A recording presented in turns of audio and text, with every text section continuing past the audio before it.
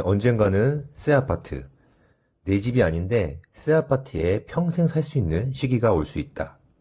안녕하세요. 우리 동네 부동산 김동산입니다.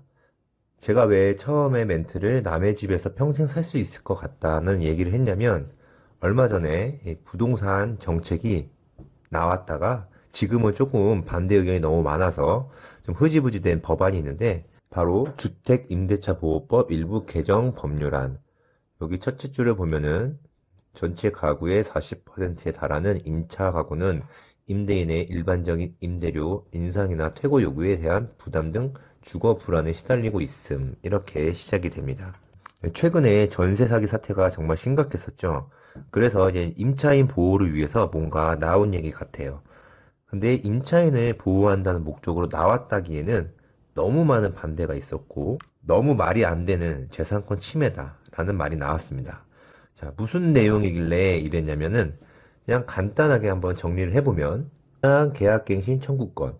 자, 이 내용이 포함되어 있는데, 자, 주택임대차보호법 일부 개정안은 계약갱신 요구권 무제한 사용, 적정 임대료 산정위원회 설치, 이런 내용이 있습니다. 그래서 첫 번째로 이제 계약갱신 요구권의 무제한 사용인데, 자, 이전에 계약갱신 요구권이 2년을 살고 2년을 더 연장할 수 있는 이런 걸 해주겠다 이렇게 했었습니다. 근데 그것을 무제한으로 사용할 수 있게 하겠다는 겁니다.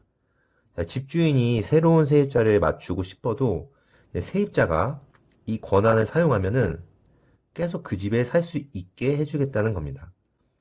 자, 그리고 중간에 이 집주인이 이제 바뀌는 경우가 있을 거예요. 뭐 전세 끼고 집을 사는 이런 상황들이 많이 있으니까. 자, 이렇게 바뀌었을 때 세입자에게 알려줘야 되고, 자, 세입자가 새로운 집주인이 마음에 들지 않으면 계약을 해지하고 나갈 수 있다라는 내용이 있습니다. 그리고 또한 적정 임대료. 그러니까 임대료를 집주인이 아닌 나라에서 산정을 해주겠다는 말입니다. 자, 이런 내용이 들어와 있었어요. 자, 이런 내용들을 보면은 아주 확실한 세입자만을 위한 얘기입니다. 자, 세입자 입장에서는 와, 좋다라는 생각이 들 수도 있어요. 자, 근데 반대로 집을 사서 임대를 놓는 분들은 이게 무슨 말도 안 되는 소리냐 이렇게 하고 있는 거죠. 물론 전세 사기 나쁘고 세입자를 보호해야 한다는 것은 인정하지만, 모든 임대인들을 잠재적인 그런 피의자로 취급하는 것 같은 느낌. 내 재산을 나라에서 통제 관리한다는 거니까 여태까지 나온 부동산 정책에서 뭐좀 가장 어이없다는 얘기가 나왔던 거죠. 만약에 이게 실행이 된다면 가장 많이 나오는 말들이 지방과 서울, 하급지와 상급지의 양극화 현상이 더 심해질 것이다. 이런 말이 나올 거예요. 자, 왜냐면 예전에 임대차 보호법이 나왔죠. 실행이 됐었는데 그 보호법이 시행된 후에 보면은 임대 매물이 확 줄었어요. 임대인들이 실거주를 하지 않는 집을 사서 임대를 한다는 거는 어느 정도 수익을 보기 위해서 그러는 건데, 그렇게 못하게 됐으니까 임대를 주지 않게 되는 거죠. 그렇게 되면은 집을 찾는 사람은 집이 없으니까 뭐 전월세 가격이 오르게 되는 겁니다. 같은 이유로 이 무제한 갱신 요구권이 시행되면은 이전과 같은 현상이 나타난다는 게 좀 뻔하다는 그런 얘기가 많이 나오고 있어요. 어떤 사람들은 이제 이런 정책들은 다주택자를, 그러니까 집을 여러 채 가지고 있는 이 투기꾼에게만 나쁜 거지 1주택, 무주택자들에게는 아무 피해가 없다라고 얘기를 해요. 맞는 말인 것 같죠? 집을 이용해서 수익을 못 보게 하는 거니까. 근데 요거를 조금 더 장기적으로 좀 파보면 이 다주택자들 더 이상 힘들고 귀찮은 일들도 많고 제재도 많다 보니까 나 다주택 안 하겠어. 안 할래. 있는 거 다 팔고 1주택만 갖게 될 거야. 집 한 채만 갖고 있겠다. 자, 그러면 이 다주택자들은 집을 몇 개 있다고 생각할게요. 그럼 팔아야 되는데 그럼 본인이 가지고 있는 가장 비싼 집을 남기고 다 팔 거예요. 자, 그게 바로 어딜 남기냐면 그게 바로 이제 서울 상급지라고 모두가 예상을 하는 거죠. 가장 좋은 거니까. 일반적으로 생각하면 이러는데, 제일 좋은 동네 것만 남겨두고 내가 들어가 살자. 이렇게 될 수도 있는 거예요. 그냥 그 집에. 자, 세입자를 내보낼 수 있는 방법은 집주인이 실제로 들어가겠다고 하는 실거주 하게 되면 그 방법은 확실하게 이제 세입자가 나가야 되는 거예요. 자, 그러면 이 상급지라고 불리는 곳은 조금 지금보다 확실히 더 임대 매물이 없어진다는 겁니다. 자, 문제는 이 상급지에 살고 싶어 하는 사람이 많은데 매물이 없는 거죠. 집이 없어요. 그럼 또 상급지 집값, 그러니까 전월세가 오르는 현상이 나오는 거고, 혹시나 이제 매물이 집이 나왔어요. 나오면 살고 싶어 하는 사람들이 많으니까 경쟁이 많아지고 결국은 가격이 오르고, 자, 이런 게 계속 반복이 된다는 겁니다. 요번에 개정 법률안 보면은 임대료를 나랑해서 정해준다고 했으니까 이 가격 상승이 없을 수도 있는 건가? 좀 갑자기 그 생각이 드네요.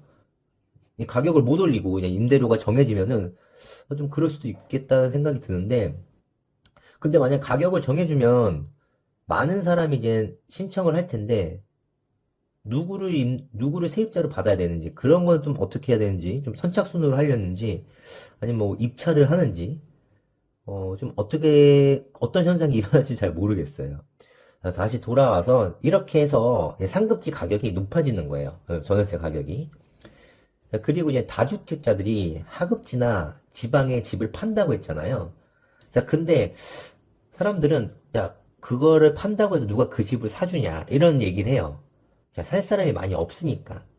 그러면 이제 이거를 엄청 싼 가격에 내놓을 거예요. 집주인들은. 금매라는 거. 예, 금매로 내놓게 되는 건데, 자, 이게 거래가 되면은 그 지역 이게 시세가 되는 거죠. 그래서 지방은 뭐 폭락한다, 하급지는 폭락했다, 이런 말이 나올 거예요. 결국 이렇게 돼서 상급지와 하급지에, 그러니까 뭐 서울과 지방의 간극이 더 커지게 될 거라는 이런 생각을 많이 하고 있습니다. 지방 중에서도 그 지방의 상급지와 하급지도 같은 현상일 거고, 이렇게 되면 결국은 집을 구하는 사람들이 더 힘들어진다는 그런 생각을 많이 하고 있습니다. 이미 상급지에서 살고 있다면 괜찮겠지만, 뭐 상급지에 살고 있는 세입자도 집주인이 실거주한다면 나가야 되는 거죠. 예, 같이 해당이 되는 거예요. 이미 살고 있다고 하는 사람들도. 이렇게 되는 현상은, 그러니까 이런 원인은 사람들이 좋은 곳에서 살고 싶어 한다는 그 심리가 있기 때문인 거죠. 나 아무 데서나 살아도 돼. 뭐 이런 생각이 대부분이라면 이런 현상이 일어나지 않을 겁니다. 그냥 어느 정도 수준에서만 살면 돼. 이런 분들도 많이 있어요.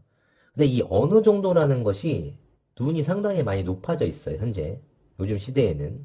자, 임대차 보호법 개정안, 이런 게 계속 나오는 걸 보면은 진짜 언젠가는 이게 현실이 될 수도 있다고 생각해요.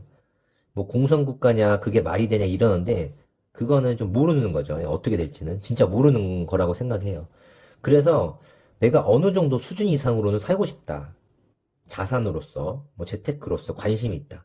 난 그냥 아무 데서나 살아도 먹고 사는데 지장 없고 만족할 수 있다. 이런 분들 빼고는 하루라도 빨리 내가 이동할 수 있는 곳 중에서 가장 좋은 곳으로 빨리 들어가는 게 안전빵이라고 생각이 듭니다. 다시 한번 말씀드리면 부동산, 자산 이런 거에 관심이 있는 분들에게만 말씀을 드리는 거예요. 자, 돈에 대한 생각, 뭐 그런 자산, 재테크에 대한 생각이 다 다르니까 이거에 공감하는 분만 이렇게 생각을 하시면 될 것 같아요.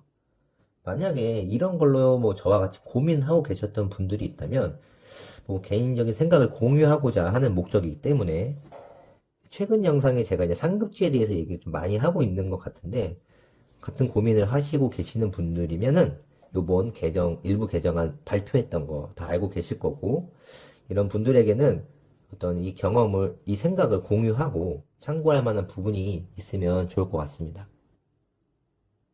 네, 지금까지 부동산을 잘 알고 싶은 남자 김동산이었습니다. 자, 즐거움하셨다면 구독, 좋아요 부탁드려요.